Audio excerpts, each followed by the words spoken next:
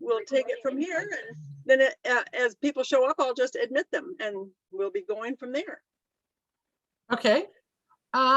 So for those of you who don't know me, I'm Delta James. I began writing my writing journey in 2018.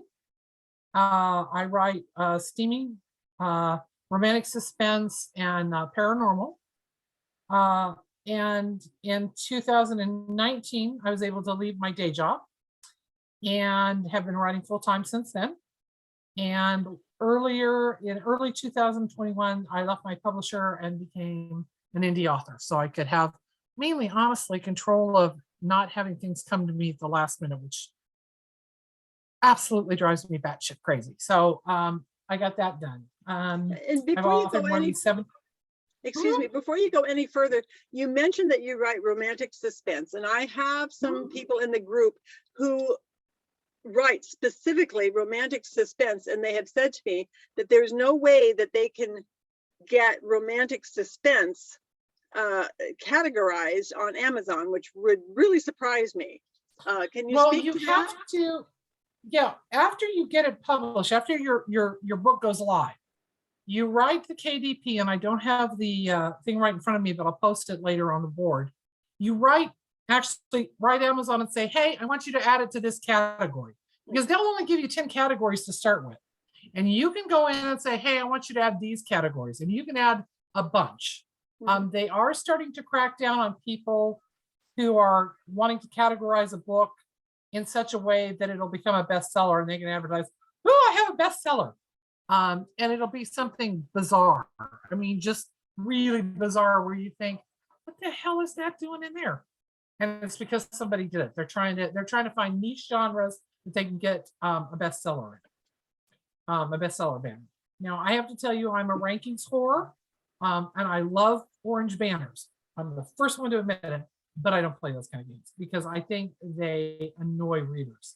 Readers, if you write rom-com and you put yourself in paranormal alpha wolves and shifters, and there's not a shifter inside, those paranormal readers will never read you again, no matter what you write. They're like, you lied to me. I don't want that. I think one of the key things I've always believed is you have to respect your readers. I have a thing that I even did it with one of my characters in a book. I don't call people my fans because I think that sets up the wrong power differential. It's like, you're the author, they're the fan. I'm not comfortable with that. So I'm the writer, they're the reader. It's a symbiotic relationship. If I don't write, they have nothing to read. But if they don't read, I have nothing to write. I mean, I don't have a business. And I think you have to respect that. And I think you have to respect the fact that readers don't owe you a living. I've seen some really contentious posts from authors saying, these readers, they won't read me. It's like, if they won't read what you're writing, you have to look at what you're writing and say, am I writing to market? Am I writing to what people want? Go and take a look at the people who are doing well in that genre. What are they writing? What am I doing different? It's all about always questioning, always looking at yourself, seeing how well you can do. I became a 6-figure author my first complete year of writing. And I will tell you up front, I did that with the help of the PA. I could never have done it without Renee Brooks.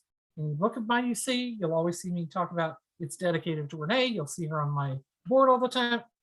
I owe the woman everything. I don't have a business without Renee. She took over all of the marketing for me, which is what I want because I don't want to market. I just want to write books.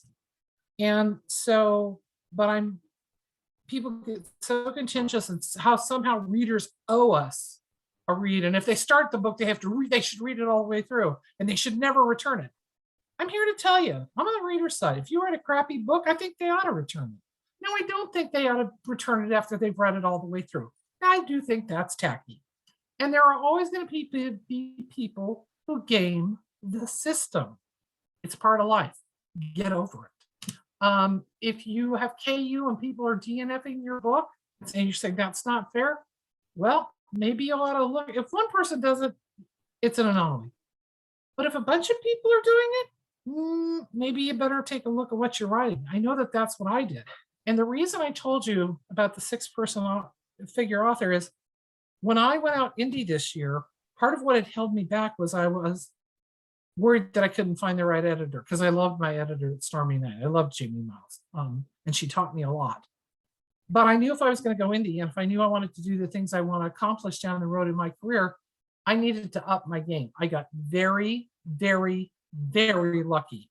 My first book, Brought to Heal, hit, and it hit big.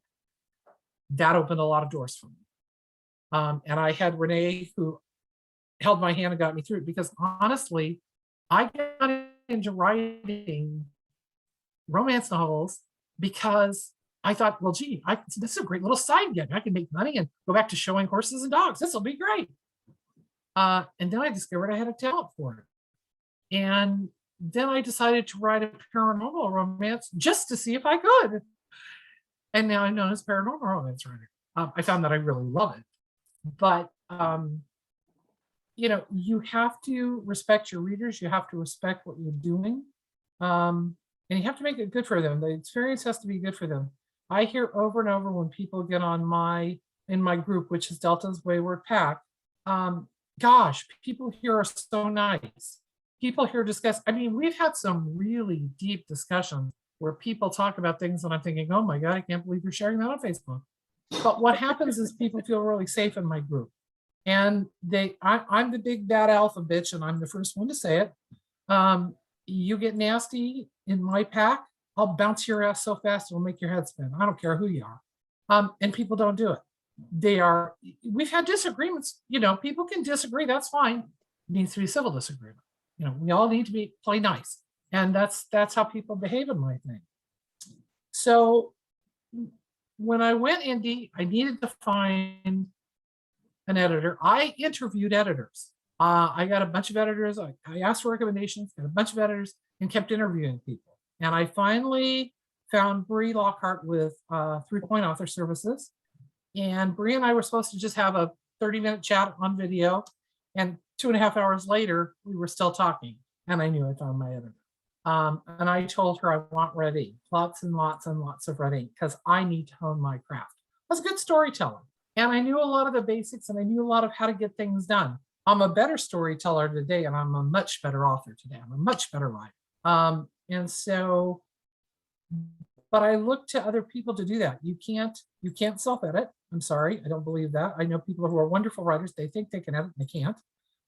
But when I said to Bree, I want lots and lots of red ink. And so she did that. I sent her a sample, and she red inked it up, and her partners were furious with her because they wanted to land me as a client, and they thought that she would make me angry. And I was like, no, that's perfect. Exactly what I wanted. And she said, I'm vindicated. But it is, I love red ink because it means I can make it better. And I want to make it better for me to ensure my longevity, but I also want to make it better for my readers. I want them to have the best experience I can give them. I want that to take them away. A lot of people talked about during the 2021, when the pandemic was at its height and everybody's sales were off. Mine weren't, not at all, because people could read my books to escape. I have heroes that are good guys. They may be tough, they may be growly, but at the end of the day, they're good men, they're honorable men, and they love the women in their lives. So people really liked that. They responded to that. And my women aren't wimpy. They're not even sassy. They're certainly not bratty, but they are empowered and they don't take crap from anybody. I talk to my readers all the time. I think longevity as an author begins and ends with your readers. You have to cultivate a reader base and continue to cultivate that. You have to respect that reader base. No one answers my emails or my private messages except me. Now, I will tell you that Renee does work for other authors, and she says she answers a lot of their emails.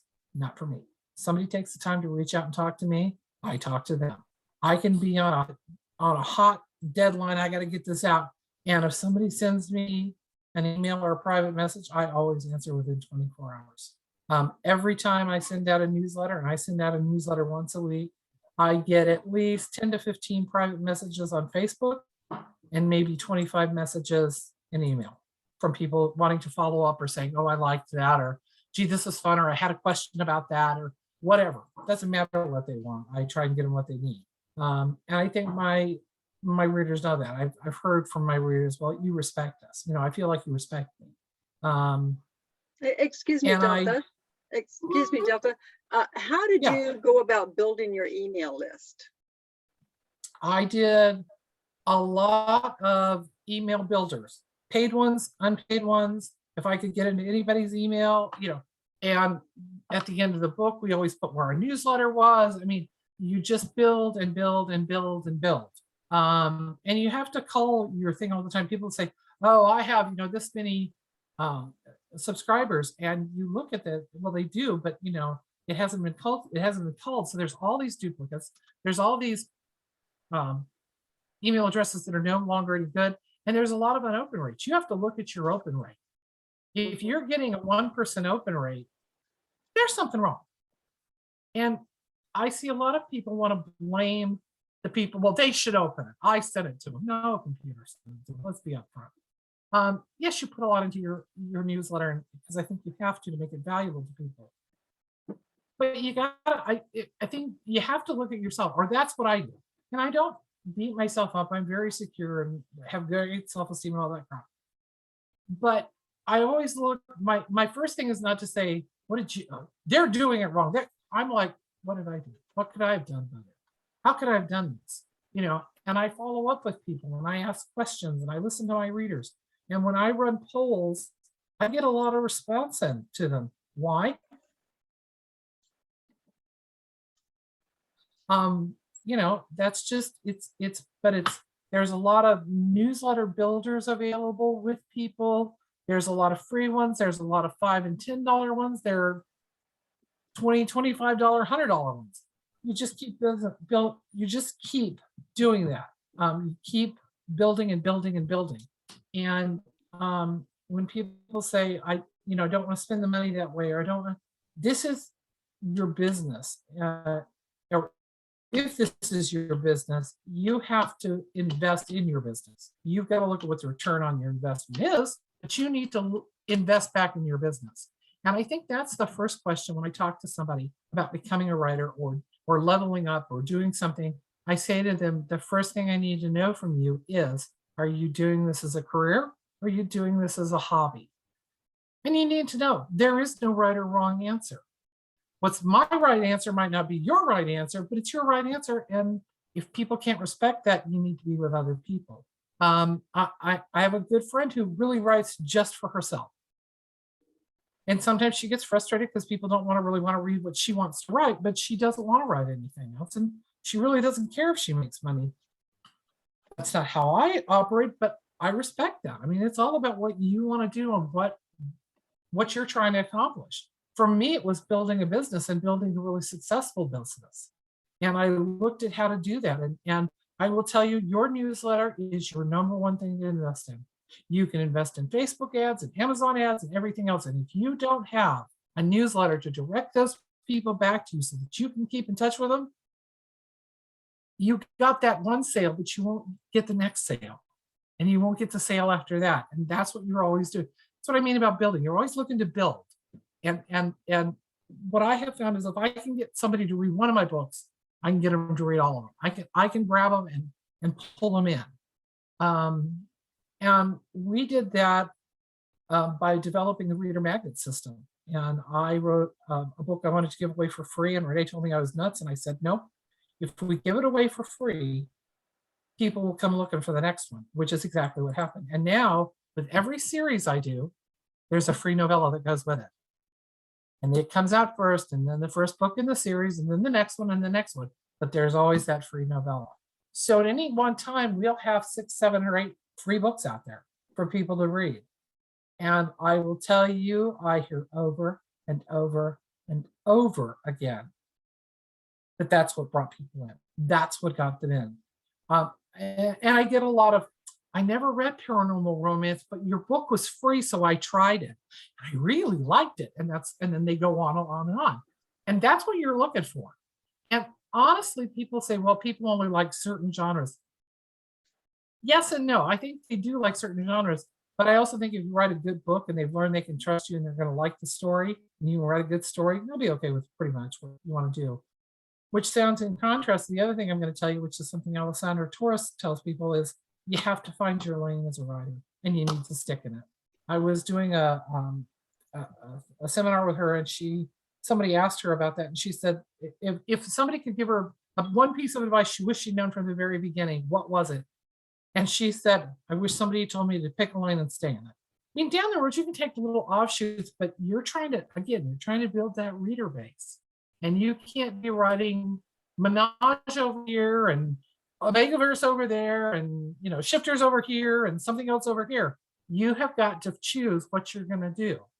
I chose paranormal because I like it, partially because I'm lazy, and I say that and people laugh, but it is, you don't have to do as much research with paranormal. You just got to make it up as you go along, which I really like. It's a lot of fun. But I do the things that I do put in there. I do research things, but I look at people who do historical researches and books. I take my hat off to them. I don't want to work that hard. I have nothing but respect for people who write historically because they spend months and months researching stuff. That's true. Yeah, I don't want to work that hard. I just want to tell the story. I have characters that yammer in my ear until I tell the story. So it's kind of it's something that works for me. I am a complete and total pantser. I don't even outline books. I am co-writing a book with Felicity Brandon, a series of books. Felicity is also a pantser. And so what we did was she took the male point of view, I took the female point of view, and we write, she writes one chapter, I write the next, she writes the next, I write the next. But we never know where the book is coming. So it's always really fun when we get it back because we don't know what the other one's going to do. And we throw each other for loops. It's just sort of like, wait, I didn't see this coming, Or my beta reader will always read the stuff and she'll say, did you see this coming? It's like, yeah, no, I got to figure out how to respond to that. But we have so much fun. It's been such a labor of love. And it's a lot of fun to do. I mean, I have the best job in the world. I think if you love to write and you make a living at it, you have the best job in the world. I mean, there's nothing better. Absolutely nothing better. So, but when people say to me, how am I supposed to do all this? It's overwhelming. I completely and totally agree with you. I said to Paula, you got to understand, I'm not going to talk a lot about marketing. It's not my forte. I don't enjoy doing it, so I don't. I hired somebody to do it. And I paid her, at first when I started with Renee, I paid her fee, and then I said, you have a $50 budget a month. That's all I can afford. And I will tell you, some days, some months, I ate top ramen so that I could pay Renee. But it was worth it. And Renee said to me, for $50 a month, I can't buy you enough Facebook ads to do you any good. So we're going to spend that money on building your newsletter. And that's what she did. She bought us into newsletter lists, into builders, into doing all kinds of things. Getting together with people of a like mind doing newsletter builder. I have a group that I admin with called Sexy Spanking Reads. And we decided the other day that we're going to do a spring newsletter builder. And that's all it's going to be. It's going to be free to people. It'll gain us readers. It'll gain us, but to get the books, you have to sign up. Now, will somebody sign up? Will some people sign up, gets a free book and then unsubscribe? Yep, they will. And that's okay. You're going to get those kind of people. You don't want them to get you down because if you're writing quality books, you got to get them to get that first book and then you got them and then they'll stay. I have people, I can't tell you how many times I've had people say, I don't read paranormal. I love your paranormal. I said, so you like paranormal now? No, I still don't like paranormal, but I like what you write.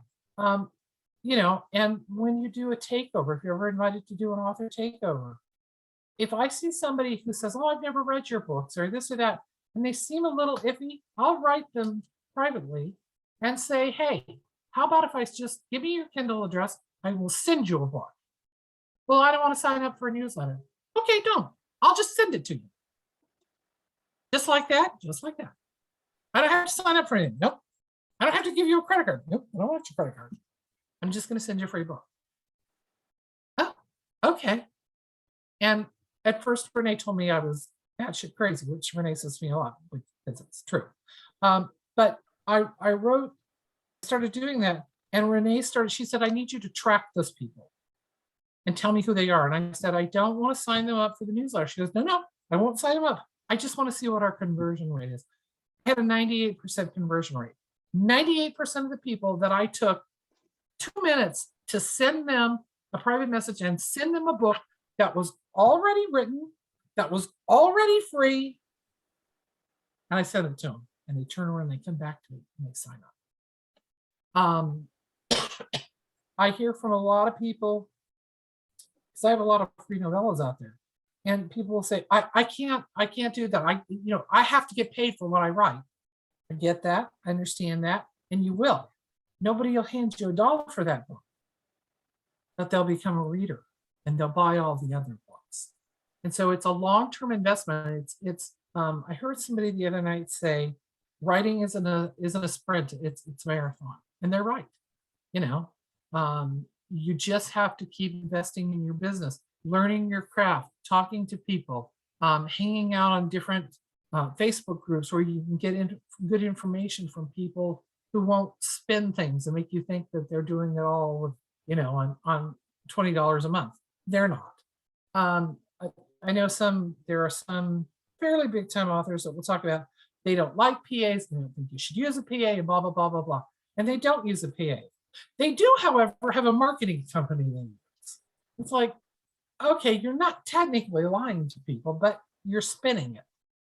I don't have a lot of use for that. Okay, so you're making a distinction here on a PA as not a personal assistant, but a publicity assistant. Publicity, publication. Renee does everything for me. Okay. And I will tell you, I pay Renee more than she charges anybody else. And that was not Renee saying to me, I'm going to charge you this. I went to her and said, I'm not paying you enough, and this is what I'm going to pay you. And I'm also going to give you a percentage of my royalties. And she and I argued about that. And her husband was sitting in the hotel room when we were arguing. He finally goes, you two have the weirdest discussions about money. And he walked off because Renee always thinks I'm paying her too much. I always think I'm not paying her enough. So I guess we're probably right about where we need to be. But I will tell you, and I say this from the bottom of my heart, I would not have the business I have. I would not have the success I'd have without Renee. And I didn't make a lot of mistakes that a lot of first-time authors make because I had Renee going, oh, no, don't do that. And holding me back. The key with working with a PA is to find somebody you trust, find somebody who knows what they're doing and is good at it, has a lot of respect in the community, and get the hell out of their way and let them do their job. I have friends who also have Renee as a PA, and they'll talk about, oh, I'm going to take Sky Warren's ad class. And I say, why? Well, because it's really good. And it is, it's really good. I hear, I've never taken it, but Renee does it. Renee will take all these classes, and I don't need to. That's not what I do. And people say to one or both of us, well, how do you divide the work? I write them, she sells them. That's how we divide the work. It's very, very simple. She'll say to me, I need you to do this, go here. And it's like, okay. And somebody will say, don't you want to know what she wanted? Why did you do that? And I'll say, I have no idea. And I don't want to know. I truly don't want to know. I have no interest. Excuse me, Delta. Somebody wants to know Renee's last name. I presume that they would like to know how to contact her. She's here on Facebook. Just look up Renee Brooks. And she is really wonderful. I know she has a waiting list, but she's, people go through, they either decide not to write or they decide they want to do something else or decide they can't afford. I mean, there's a lot of reasons people do things. She's the best. Okay. Brooks, Renee Brooks. Oh, okay. She's terrific. She won't spin things for you. She tells you the truth. And like I said, I didn't make a lot of rookie mistakes because I had Renee holding my hand and saying, here, it's just the way it is. But she takes care of all that for me. I can't tell you, when Paul and I were talking about what they wanted this class to be, and I said, you got to understand, I'm not going to talk about marketing because my only thing with marketing is I have Renee. That's my that's what I know about marketing. I mean, I've picked up stuff, okay, but I honestly, she's the one who does all the research about what tropes are selling and what they predict are next and what our covers look like and what does this look like and what does that look like. And I'm kind of a cover diva. I love covers, but I have to tell you, Renee has veto power. She can look at something and go, yeah, it's really pretty. I can't sell it. We had a series that we paid for, and I paid a lot of money for the covers. And she said, but the books weren't selling as well as we thought they would. And she said, I just think we got the wrong cover. She said, I hate to say that. I know what you paid for these. And I said, let's try it. Let's try a different kind of cover. So we did. And bingo, we sold more books in 3 days than we had in the 17 days before that. All that changed was the cover. The blurb was the same. The price was the same. Nothing else changed, just the cover. And I was like, okay, lesson learned. So when Renee says to me, I can't sell that, I'm like, okay. When people say, but what if you love the cover? Well, then I love that cover, but I'm not going to use it. I don't question her. That's her job. When I was in corporate America, I was a really good manager. And one of the reasons I was a really good manager is because I hired good people and let them do their jobs. I will come on and give you guys a link right after we get off this in the announcement page with her information so you can get a hold of her. Thank you. And do you mind, before you get through, I don't mean to interrupt you. Nobody else is asking questions, so I'm anticipating some of the questions that people want to hear. An idea of your whole process. You wake up in the morning, you take your shower, you have your cup of coffee, whatever. I have no clue. Tell us about your a typical day. How a typical, okay, well, you have to understand, I always take my shower at night. And you think, okay. that sounds weird. Well, it is, unless you know that I used to show and ride horses. And I rode them after work. I don't want to get into bed after I've ridden a horse for 2.5 hours because I'm dirty and yucky. So, and I have horse hair all over me. So I go take a shower and then I go to bed. I get up in the morning. I'm incredibly spoiled. My beta reader, who's Chris Jackson, became a really good friend. And we were always either her house in Maryland or my house in North Carolina. And so one day we said, this is stupid. We're both not spring chickens. Let's buy a house together and we'll do that. And she said, I can do the cooking, everything. So Chris runs the household. She does all the cooking. She does all the errands. She takes stuff to the thing. All I have to do is write. Not everybody's that lucky, and I know that. So I get up in the morning. I usually have a Diet Coke and talk to Chris, and we usually watch Little Morning Joe. And then I start writing. And I will sit and write. If the muse is running and the words are flowing, it is nothing for me to write 10 or 15 hours straight. Just now, Chris makes sure my Diet Coke never gets empty. She comes and shoves food in front of me and says, you have to eat now. But I'm always doing that. Or also if I start like, and she can tell I'm struggling, she'll go, let's go take the dogs for a ride. Let's go take the girls for a drive. The girls are our 6 basset hounds that we own. And we all crawl in the car and go for a drive and usually spin stories. Like today we took the girls for a drive and I've got a new series coming out and we came up with the hero's name, the heroine's name, basic plot ideas and things like that. So we use that time justifiably. So that, and then I go to bed. I mean, I have to tell you, I go out and have fun, don't misunderstand me, but basically I'm lucky enough to be able to write on it. And that's what I do. And that is, I have to tell you, my happy place. Day before New Year's Eve, I fell and wrenched the crap out of my ankle. I mean, I could not bear weight at all on it. I was in so much pain I couldn't see straight. And for about the first 2 weeks, the pain was so intense that I couldn't focus and I kept falling asleep. And I was really, really cranky because I couldn't write. And for me, writing's like breathing. I mean, I have to write. I just have to. It's where I'm the happiest. It's where I can do the most good in the world. And I say that sort of, I hate saying that because it really sounds arrogant and I don't mean it that way. I thought all I was doing was entertaining people. I thought if I can just entertain people, lighten their load, yay me, I've done a good thing. I have email after email and message after message from people say, your book saved my life. And I'm like, I write erotic romance. How does that save anybody's life? Well, it took him out of a bad place or gave him a way to look at something else, or it was just an escape for a while, but it did. And so that makes me even more cautious of how I do things because these people trust me. I'm not going to give them bad information. I'm not going to give them a bad story. I'm not just going to crap something off. I can write my sweet spot per day in words is about 7,000 to 8,000 words a day. And I know that's a lot. You have to understand I used to be a legal secretary, so I type really fast, which helps a lot. But I will also tell you when I go back and reread the last chapter that I stopped at, I will wordsmith it. And if I don't like it, I'll scrap it. Now I don't really scrap it.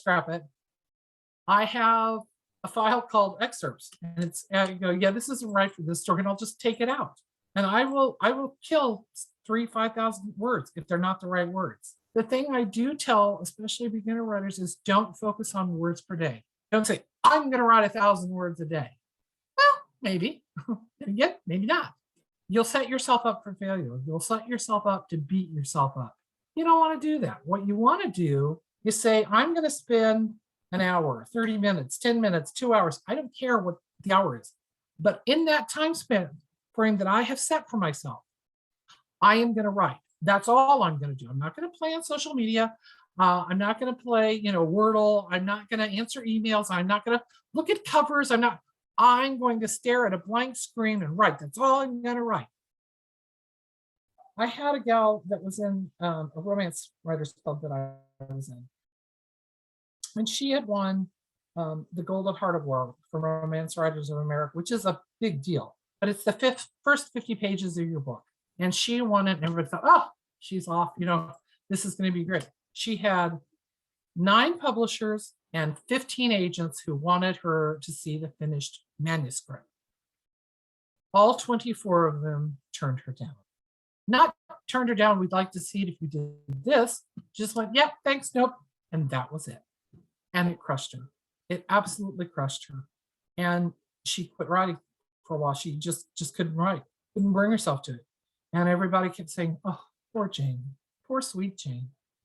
So Jane and I happened to be sitting at the same luncheon table one day, and she said, I don't get how you do what you do. I don't get it. The books, I don't get it. I said, well, I just write. And she said, I just can't write. And I said, sure you can. You're not. And I said, you need to not tell yourself words. Give yourself, I don't care, 10 minutes a day. It doesn't matter. You have to, it becomes muscle memory. If you're used to writing 10 minutes a day and you suddenly don't write that 10 minutes, it'll bug you. It'll bug you to death. 10 minutes a day, an hour a day, whatever time you choose. Some days the words will flow. And first off, you'll write longer, but it's just like, this is the easiest thing in the world and people are paying me for this. And some days it's like, it's somebody like reaching down into the depths of your soul to try to get them out, and they still won't come. And I know that. So pick a time. If you're writing more that day, terrific. If you don't, you did what you said you were going to do. It becomes a habit to succeed. It becomes a habit to write, and you establish that. So I said to Jane, just pick a number and write. I don't care what you write. I don't care if you keep it. I said, hell, Jane, I don't care if you write, I hate Delta James 15,000 times. I really don't care. Just do it every single day. So when Jane left, the officers of the club told me I was really being mean to Jane and poor Jane, and she was never, and it was all my fault, and blah, blah, blah, blah, blah. And I sort of went, okay. So the next month when Jane came back, I said, hey, Jane, and I called her across and I said, how'd it go? And she goes, oh my God, I've written more in the last 30 days than I have in the last 3 years. And everybody's like, she said, so it was so funny. She goes, the first day I actually did write I Hate Delta James. I kept writing it. She said, then the second day, I wrote about half the time I wrote I Hate Delta James. And she said, I literally stopped and I thought, well, now this is stupid. This is just stupid. What a waste of time. And she says, and I started to write. But she said, it got me, it was that kick. And so later, a bunch of us were talking with Jane and the officers, and the president of the club said, I'm really sorry. I kind of jumped on her about this. And I said, no offense, but y'all had poor sweet Jade baby to death. I mean, you weren't giving her a reason. There was no reason for her to write because she got all the accolades for having failed. That's not what you want to do. I don't think you kick people when they're down. But at some point, you have to, instead of going, oh, I'm so sorry, you have to extend your hand and help them up, get them to move. And Jane and I still talk all the time, and she laughs about that. And she says, I tell people that all the time, just pick a number. I don't care what it is, but it does become a habit. And for me, when I can't write, it's really, Chris will tell you, I get really cranky. I just get kind of nasty. I love, love to write all the time. I have characters in my head that want to come out. And I service my characters and my readers as best I can. I enjoy that. I would say if you hate writing, man, I'd find a different job because this is not an easy job and not everybody can do it. And you'll get that as you get people say, oh, I could do that. I could write a book. You look at square and I go, okay, do it. I had a friend who just was convinced if I could make money writing books, so she had a journalism degree, certainly she could do it. And after 3 days, she came home, she was on email with me, and she goes, oh my God, how do you do this day after day? She said she had a whole different level of respect. So love what you do, love what you write. If right now you're writing Menage and you hate writing Menage, then change, do something different and find something that you love to write. Now, I chose paranormal because I think it's broad enough that I can do a lot of things in it. I have a series right now that is it's mafia, but they're shifters, and they're shifters who were created by a goddess, or their ancestors were 1,000 years ago. Now it's paranormal, but it's also mafia. So people who don't normally read paranormal will come because it's mafia and go, oh, I like this too. And so I do all kinds of things where I join things together. But at the heart of it all, except for some false starts in other genres, I write paranormal. And I've had a tremendous amount of success with it. But it's because I really love it. I have fun writing it. And it's just, it feeds my soul. And I love the imagination that goes in with it. And I believe that if you write something like paranormal or sci-fi or fantasy, and you're asking people to believe there are wolf shifters or vampires or fae or whatever you want to believe, you need to ground everything else in reality. So I tend to set things in places I've been. New Orleans, London, Italy, the Pacific Northwest. These are all places I've been. I've spent a lot of time. I know these places. And I get that from people. Have you ever actually been to so-and-so? It's like, yeah, I have. Have you ever been here? Yeah, I have. Because I know them. I once planned a girl's honeymoon for her in New Orleans because I know it so well. And it's just a lot of fun. But I want them to be able to go and put their hand on whatever it is. I wrote a book that takes place in Seattle at the Space Needle. And I got a call. I had asked the guy the manager of the Space Needle, I told him what I write very upfront. I said, would you mind if I featured the Space Needle? It's in a dystopian. And he said, no, God, go ahead. Which is honestly the response I've gotten from everybody but the Biltmore Hotel. And I called them out because they were kind of jerks to me, which is fine. They can be jerks. I won't use their hotel. The Savoy Hotel in London, on the other hand, was like, sure, what do you need to know? And they've been great.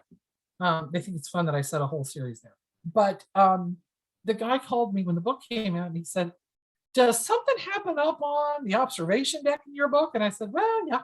And he says, on the Elliott Bay side? And I said, yeah, he goes, okay. And I said, why? He goes, because suddenly we've got people who are buying tickets just for the observation deck. They get off the elevator and they immediately turn left. Now, I don't know how many of you have been to the Seattle Center. It's the Space Needle. It's a beautiful building. It's real tall. You literally have a 360-degree view of the skyline, the ocean. It's gorgeous. I'm not saying Elliott Bay is ugly. It isn't. It's pretty. But it's not as pretty as Puget Sound. And it's not as pretty as the Seattle skyline. I mean, prettier views from the Space Needle than Elliott Bay. But something takes place there. So they were all getting off to go see. And he just laughed and laughed and laughed. And he said, would you mind sending us some signed copies to sell here? And I said, sure, you betcha. And he said, well, what do you want us to do we'll split the profits with you. And I said, no, just send mine to Seattle Humane Society. And he said, okay. And that's what they did. They donated it to charity. And they made an event out of it, which was a lot of fun. So I enjoy that.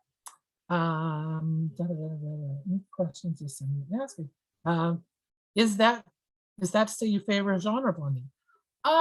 Yes, I think you want to heavily favor one more than another. Like I said, mine is paranormal. So whatever I write, whether it's going to have a mafia influence or it's going to have a romantic suspense influence or whatever, there's going to be paranormal at the heart of it. When I redesigned my new logo, I worked with my designer and Dara said, well, what do you have a tagline? And I said, yeah, it's romantic suspense with a twist.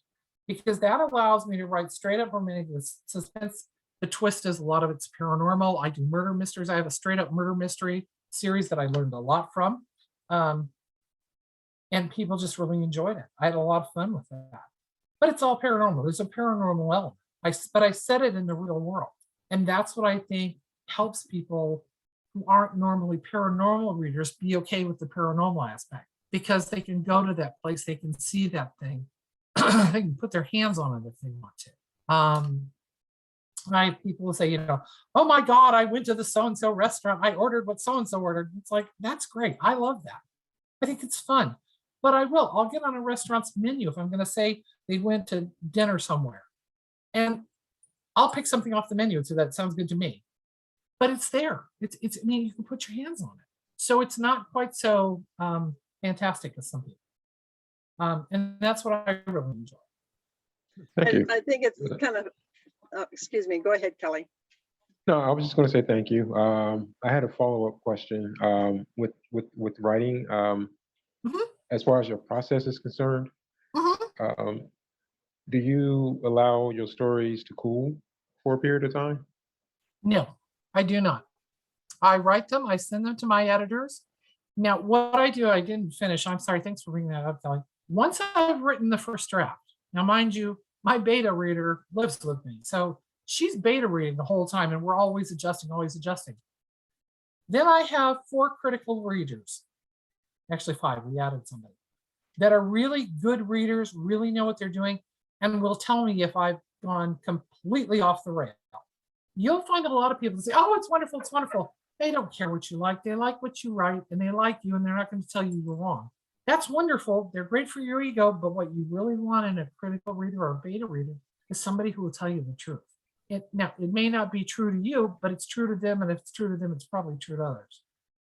And then once it goes to the critical readers, the editor, it comes back from the editor. I take all the stuff from the critical readers. I revamp and edit the thing. Then I send it to my proofreader. And then when it comes back from the proofreader and another critical reader, then I sit down, Chris and I sit down with the manuscript pulled up on both of our computers, and we go through the whole manuscript with read aloud in Word. And then it goes. And then we send it to Renee to upload onto the platforms. So that's my process. I get a lot of feedback.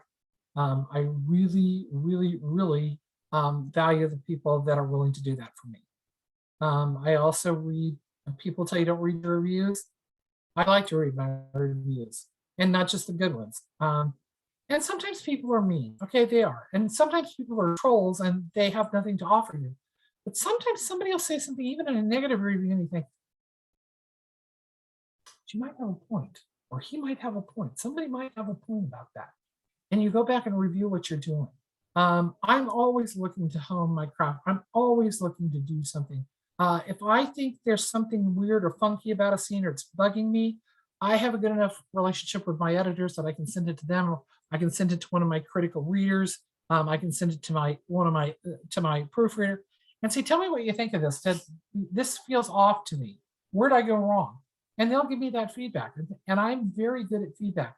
When I interviewed editors and I talked to Brie, I said, I showed at the national championship level horses for 40 something, almost 50 years. I've showed dogs for 30 and been at the championship level. And she said, and I said, I tell you this only to tell you. And she said, I used to show horses. It tells me you're coachable. And I said, exactly. And I've gotten to know my editors well enough that they have said to me, if you are somebody that every time they ask you to change a comma, you have a meltdown, after a while, they'll do their job, but they won't be as involved. My editors are very involved. They leave comments about all kinds of things. I think you could expand on this scene, or I wanted to know this about this, or I wanted to, and I take all that in and I work it in. And I'm a better writer for it. I mean, Brought to Heel's a good book. I'm not saying there's anything wrong with Brought to Heel, but Bound, which is the book that came out today, is a better written book, technically. I still have great characters, I still have a great story, but it's written better. It's just flat written better because I've grown as a writer, and I think that's what you want to do. So, but that's my process. I'm doing what they call rapid release. I have a book coming out every 3 weeks. So I pretty much write 7 days a week, 365 days a year. I laugh because at Thanksgiving, when everybody else was off with their families, I was working with my cover designer on a new design for a book. And Dar was willing to work on Thanksgiving, so I figured if she was, so was I, which meant when Dar sent me something, I could give her immediate feedback. But it's hard. I'm not going to tell you it isn't hard. I'm not going to tell you there are days that I don't think, why did I do this to myself? Earlier this week, I wrote for more than 24 hours straight to get a book to my editors on time. That's really important to me that I don't waste their time. They're very forgiving because they're editors for other people, but I know do miss their deadlines, but I don't. And I have an editing schedule which would scare the hell out of most of you. And it's very simple. I don't have a big planner. I don't have a big calendar on my board. I don't have stickers. I don't have colored pins. I don't do this. I don't have any of that. I don't have time for any of that.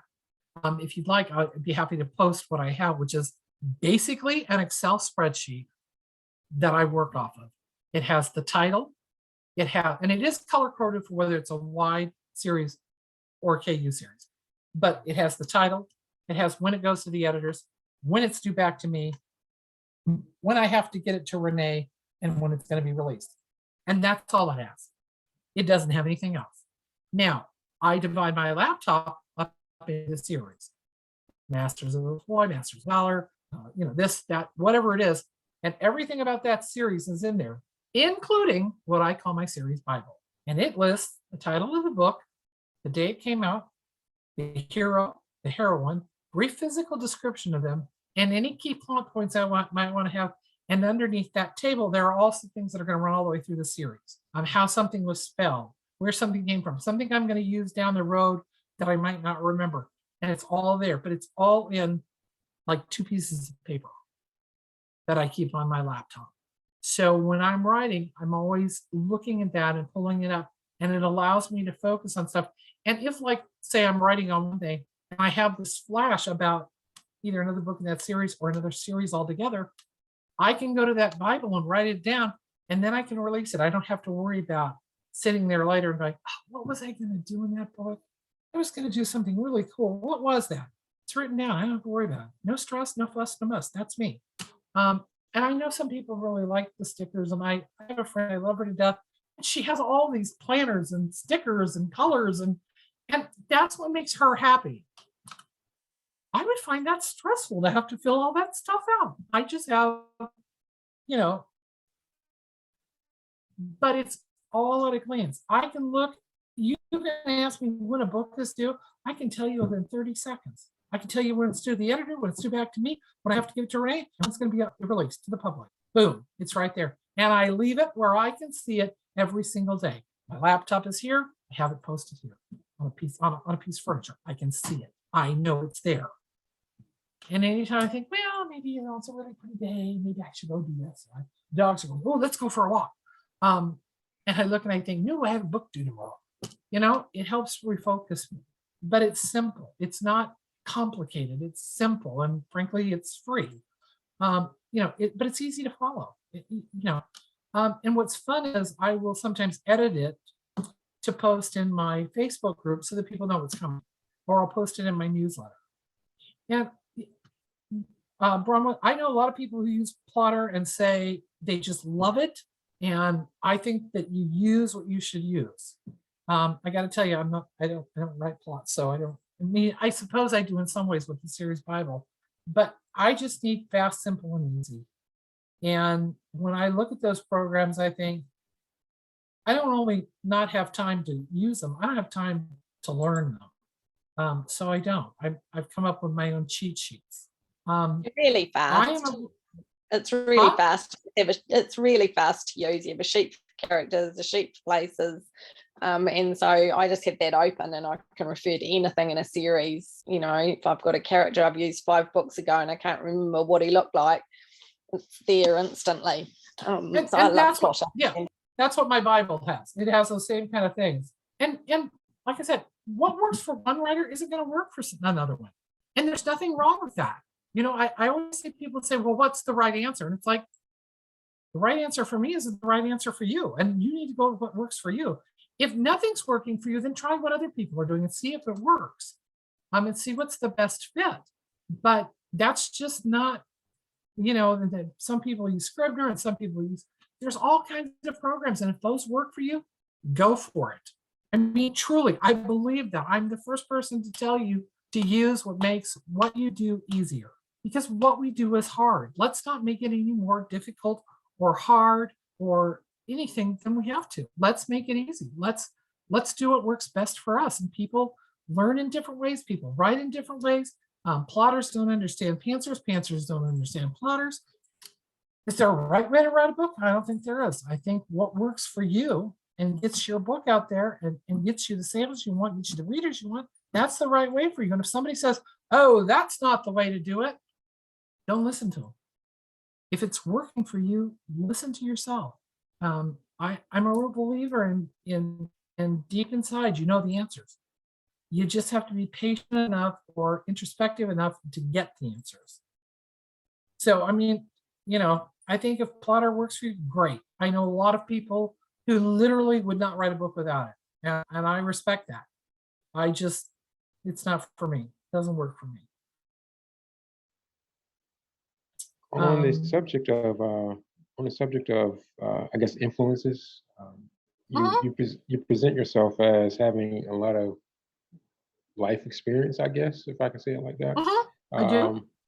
And I know that reading is part of that. My take on reading, I have to use the analogy of listening to music because you know we all listen to music, but doesn't mean we can pick up an instrument and play it. Exactly. So to me, reading benefiting writing is kind of it. I mean, it doesn't really sound right to me, and so writing practice writing helps writing, if that makes sense. And so I guess I wanted to know how does reading play into your writing, or how do you view that? I don't read as much as a lot of people read. I'll be really upfront with you. I don't have time for it. And so I read things that are interesting. I have certain authors that I enjoy reading because they take me away from what I'm doing. But I think that, again, and I'm not trying to not answer your question or dodge your question, I think it's what works for you. I think some people get inspired by reading and can, there are certain authors I like to read because I like the way their minds think and I like the way they presented a story and I think, oh, I could use that. I could do that, not their scene, not their characters, but I see how they did that. But I don't read a ton, and I don't read a ton of romance because I don't want it to influence what I do. I'm a huge fan of Dan Brown. I'm a huge fan of Robert Ludlum, who's now passed away. But I mean, I don't read a ton of romance. I just don't. Well, I'm not an avid reader myself, so yeah, I but that's what works for me. So, like I said, it's again, it's what works for you as an author, what feeds your soul, what turns you on, what makes you think, what helps you hone your craft. All of those are really, really important. I'm big on some of the craft books that are out there. getting them on audiobook. And when I'm going to run errands or I'm going to do something, I pop them in and listen to that instead of music. It's just, again, I go back to, I know it's probably not helpful, but it's what works for you. I mean, and you ask people and you learn and you try things and you think, oh, I don't like that, or "Ew, I didn't like that." For me, it's just I don't have a lot of time to read. I'm really busy, and when I'm not writing, there are other things I'd rather do. We own 20 acres out here in Virginia. I'd rather go for a walk with the dogs. We want to get some horses next year. I'm going to want to go horseback riding. There are things I'd like to do to clear my head. But there's nothing wrong when somebody says, I read at least a book a week or 3 books a week, or whatever the number is, and they get a lot out of it. Good, then that's what they should do. But it doesn't make me wrong not to do that, and it doesn't make them wrong to do it. Again, I come back to what works for one person doesn't work for another, and you should do what makes you like your life better, what makes your writing better, what helps you, what soothes your soul, because there are times in this business you're just going to want to bang your head against a wall. You put a book out and you just love it. It does okay in sales. You're thinking, why? I don't understand. And then you have to go back and look at why. And sometimes you can figure it out, and sometimes you just go, okay, it didn't work, and you move on. You can't, I think a lot of times people in general and writers in particular, we hang on to the negative. We're ashamed to celebrate the positive, which in case you haven't missed it, I'm not ashamed of that. But we don't celebrate the wins. But man, we'll take those losses with us and beat ourselves up with them for years. My dad, I wasn't raised that way. My parents were always like, my dad would say, well, how did you come to this decision? And he'd say, well, I did this, and he'd go, do you know where you went wrong with that? And yeah, right there. And he'd go, yep, that was the spot. And that was the end of it. He didn't beat you up. He didn't tell you were an idiot. I can tell you, my father and I had shouting matches as a kid, but they were always over politics and the Vietnam War and stuff like that. They were never personal, and we never made personal attacks on each other. I can tell you, my dad might have said to me, that's a stupid thing to do, but he never once, ever called me stupid. Neither did my mother. Neither, ever. Never happened.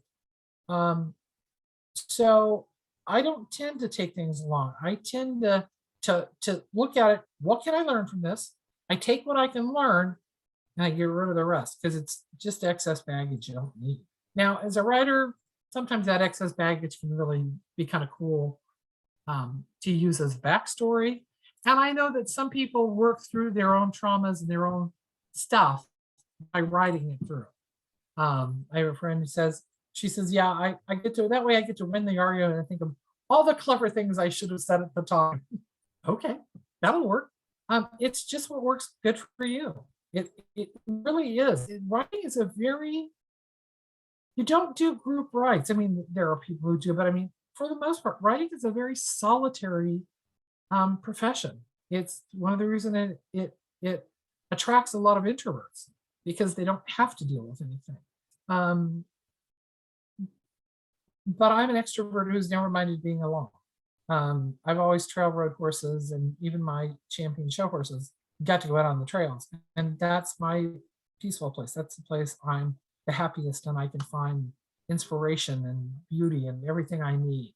Some people want to go to the ballet for that. That's great. They should go to the ballet. I want to get on the back of a horse. So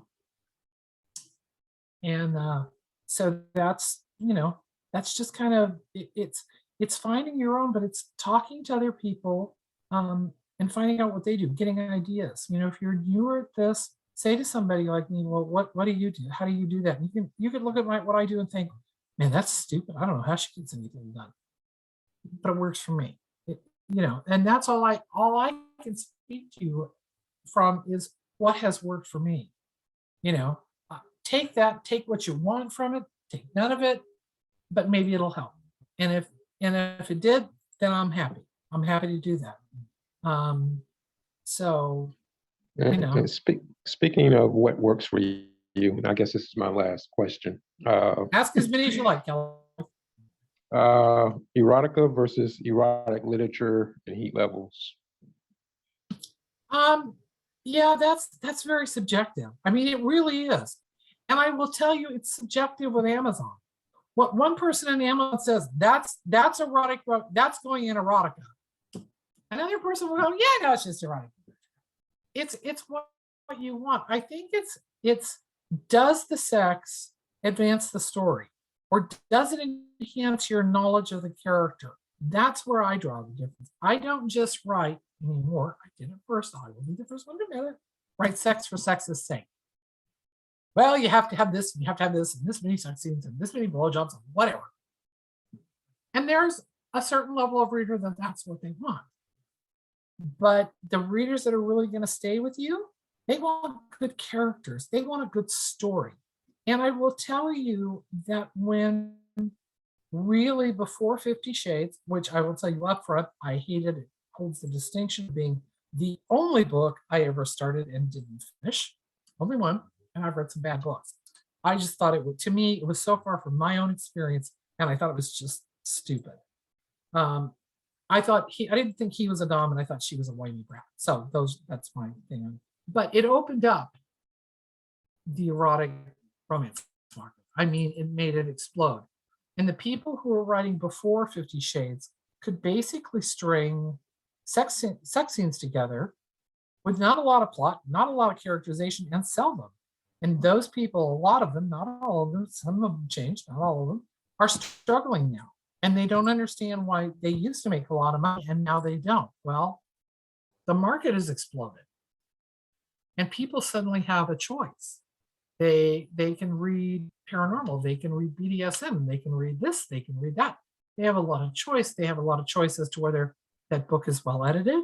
They have a choice of whether it's a well-told story. Do you know what point of view is? I'll have people say to me, why don't I like, they'll send me like a screenshot of a page. What is it about this book I don't like? And I'll say, well, they're swapping points of view in mid-paragraph and they're giving you a lot of tell them what show. And they're like, oh. And then they'll say, what is that? So you tell them, and they're like, oh, cool, I learned something today. And that's really a good thing. For me, the more educated the reader is, the better off I am. There are still people who don't care about that, and that's okay. They get to read what they want. I don't have a problem with that. But I think heat level, and for me, like you say, erotic romance versus erotica is the sex and whatever else is going on integral to the story, to the plot? Does it advance the plot? Does it give you a deeper knowledge of what's going on or about the characters or that kind of thing? And that's to me what I do. I'd say my stuff is 4 to 5. I flirt a lot with DubCon. I'll be upfront with it because I like it. I find it fun to write, and my readers seem to like it. But it's a very, very subjective thing. And I've had certain people call my stuff pornographic. They're entitled to think that. And my feeling is that's okay. Don't buy it anymore. The ones that get me are the ones that continually beat you up in a review. This is too explicit. This isn't. And it's like the 4th or 5th book, and you're thinking, what part of the way I write did you miss? I mean, why do you continue to read it? And Chris was mad one time because somebody was saying something bad about a book she really liked. And I said, here's the thing, at the end of the day, and she's like, yeah, and I said, they bought the damn book or they read it in KU. But one way or another, they paid me to give me that review. Okay, I can be okay with that. Again, I still read the negative reviews because sometimes people have said things that I think, yeah, you're right about that. I had a reader who wrote me, she says, I've wanted to say this a long time, and not being trying to be critical. And I said, oh, please, at this point, I know who you are. You're not trying to beat me up. What do you want to know? And she said, I don't think this character, I think she should have struggled more. And I said, absolutely right. And she went, what? And I said, I absolutely agree with you. At the time, I had a publisher, and he and I fought about it. He didn't want her to be able to fight and stand up for herself, which my women are known for. And I should have held firm. I should have written it a different way. And I said to her, if I were to write that book today, I would write it differently. Same story, same characters, but she'd be a bit stronger. There'd be a little more push-pull before things got better. And people don't mind when you say that. if you say to them, yep, you're right, they go, oh, okay. And they're not quite sure how to handle that. It's, when I decided to move from strictly KU to KUNY, I had a number of people. First off, I announced it. I didn't just do it. I put it in my newsletter, I put it on my pack, I put it on my page, very upfront that I was going to do it. And I also told them why. And I had some people very angry with me. Well, KU readers, we've always supported you. And I said, yes, but I can't do what I want to do in my career unless I go, why? Well, you should say, I said, no, it's not about money in KU to me. It's Amazon won't let me do both. If I'm going to be in KU, I cannot be wide. I have to be exclusive to Amazon. Not my rule, Amazon's rule. You want to complain? Complain to Amazon. I'm on your side. And they're like, oh, okay. And I will tell you, people will say you don't get paid as much if you write in KU. They're right. Building a whole wide audience is a much slower burn than KU. You can get more KU readers quicker because they're already paying that $9.95 a month. So trying a new author is okay because it didn't cost them anything. They're always paying the $9.95. So they'll try new authors, new genres. They'll try all kinds of things because it isn't going to cost them $3.99 or $4.99 or $1.99 or whatever you price your books at. They'll give you a try, and a lot of them will go, "Oh, I like that." Now, I found with a lot of my people, you can only have, I don't know how much you guys know about KU, but you can only have 10 books in your KU library at a time. So if people knew they were going to want to go back and read that book, they'd buy it. So I got the page reads from KU, and then I turned around and got them to buy the book. So I got paid twice by that person. I like that a lot. I'm a big believer in KU. There are a lot of people that can't afford, they'll read 3 books a week. They can't afford to buy those books, but they can afford that $9.95 in KU. So I will always have books in KU. I just will. Right now, I always have a series in KU and a series that's wide. And my KU readers understand that. I was very upfront with them why I did it, and that at some point those wide books will come into KU for them. And so they like that, So how long but I was do you just- leave them wide? until they quit, do you until they're leave not selling as well. Yeah. I mean, that's really, we watch the sales, and when the sales start to level off and they're not coming back, we flip them into KU. Same thing with KU. When the page reads start to really drop, we flip them wide. And you're And so always do you- looking. So do you have a release strategy where you go wide first and then KU, or do you have a release strategy where you do KU then wide? We originally were going to KUY, and then we just decided we were going to do something else. And me and Renee, we sit down. I talk to Renee at least weekly, but at the beginning of the year, we sit down and have a 2 to 3 hour meeting where we talk about strategies and goals and everything else. And then we check in at least quarterly about those specific things. And then all the rest is just us being friends now and other stuff that's going on with the books. But we decided what we would do. She wanted me to just go wide. And I said, I can't do that to my KU readers. I just can't. I won't do it. I flat out won't do it. So I will always have a series in KU, and I will always have new series in KU. I am where I am today because of KU readers. I'll be real upfront with you. And when somebody says to me, well, I'm not getting the KU page reads. Okay, if you're not getting somebody to finish your book in KU, they're not going to finish it either when they buy it. And chances are they'll turn around and return it. For me, building your base, worked for me, is KU. And so that's what I have. But I'm a hybrid. I do wide and I do KU. And there are KU readers who hate wide authors who hate KU. I don't care. I'm taking care of my readers. I have people who don't have Kindle, don't want to do Kindle Unlimited, don't want to deal with Amazon. They weren't getting my books either. So now that I'm wide, they have series to read. So I'm always going back and forth. For each series, I write, like I said, I write a novella. It's a free novella. And then I write the series. And with each book, I then write a bonus scene. And the bonus scene is on a hidden page on my website. And the only way you can get there is via the newsletter. You got to sign up for the newsletter to get there. Are there some people that will go and read them and then get off and unsubscribe? Yep, they're going to do that. And that's between them and themselves. I honestly don't care. I mean, I just don't care. I keep the majority of those people. But there's always a bonus scene, and there's always, Renee forgot to post a bonus scene one time. And they always, I like to read my books on Thursday. And by Saturday morning, I had a shit ton of emails of, why isn't that bonus scene? It's like, I don't know, let me find out. And then Renee went and posted it. So what is Wide? Wide is when you're on Apple, Kobo, Smashwords, Barnes and Noble, all platforms. KU is Kindle Unlimited. You have to be exclusive to Amazon. They will not let you be in KU if you publish your book anywhere else other than Amazon. It's proprietary, and there's all kinds of things that bother my little freedom soul, but it is what it is, and you play by Amazon's rule because they're the song.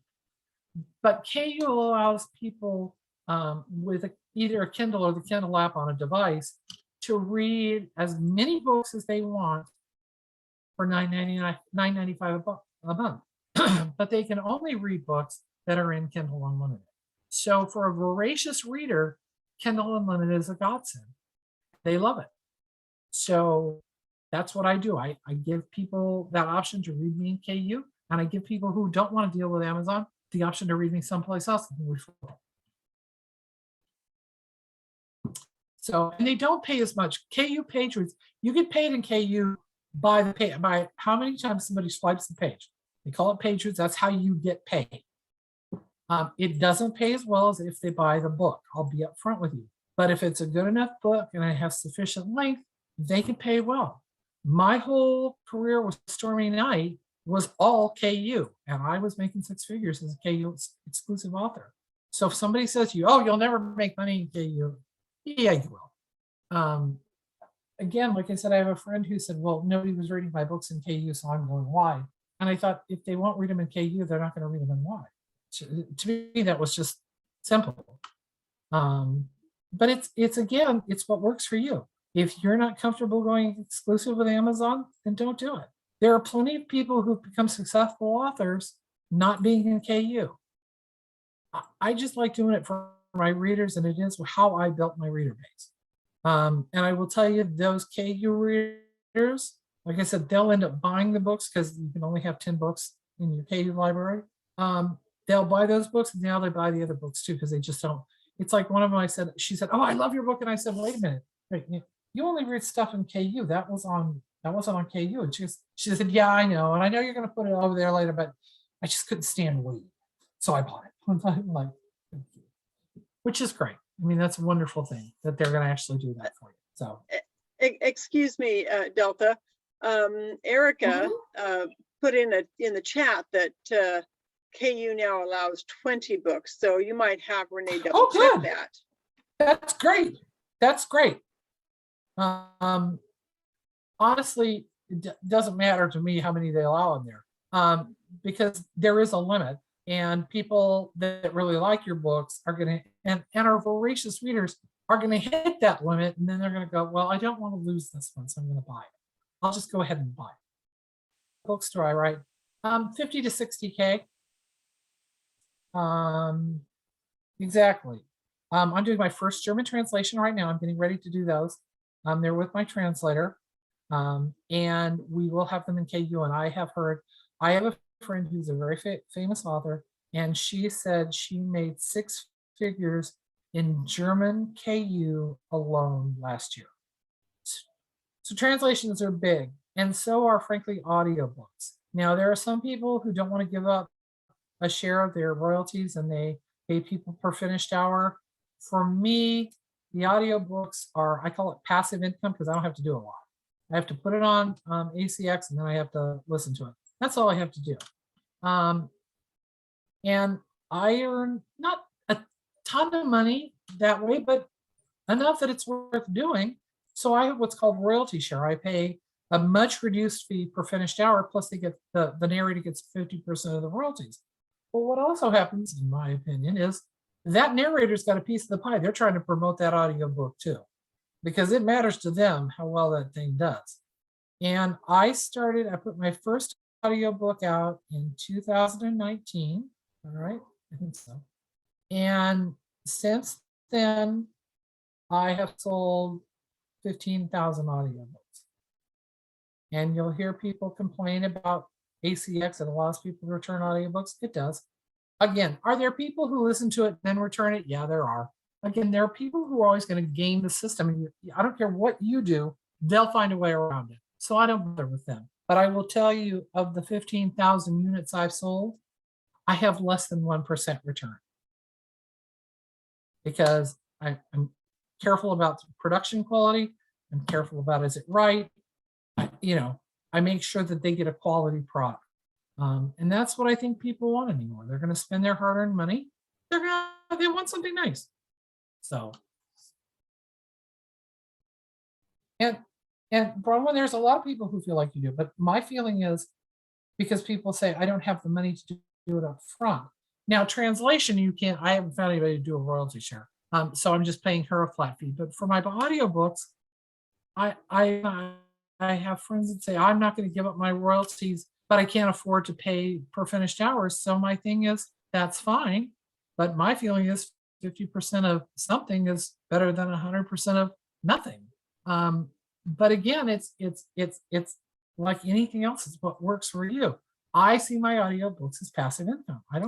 I've done all the hard work. It's all done. I don't have to do a whole lot to sell those books, and we sell really well. Our goal this year is to get to 25,000. And I think we'll do it. So are those audiobooks of yours also WhisperSync? I don't know if WhisperSync is the same as what you're doing. I love WhisperSync because I drive quite a bit, and then I like to sit down and read and then just pick it up on audio. I will tell you, she said embarrassed. I have no idea. That's something Renee would have set up, and I'm like I said, I'm terrible about marketing stuff because I have Renee, and I just don't bother with it because she took this little nobody and did a lot with me in less than a year. I mean, I was able to walk away from a job that I had once loved, and upper management changed, and they changed the job. It was going to be this horrible, awful job. And I thought, and I called my publisher and I called Renee and I said, I know we talked about me leaving my day job a year from now, but how screwed am I going to be if I leave it now? And they were both, leave it now. And I did. And I never looked back. All right. Well, thank you very much, Delta. Does anybody else have any questions or any comments for Delta? We are so privileged to have you join us, Delta. Thanks. I I loved appreciate it. that so very much.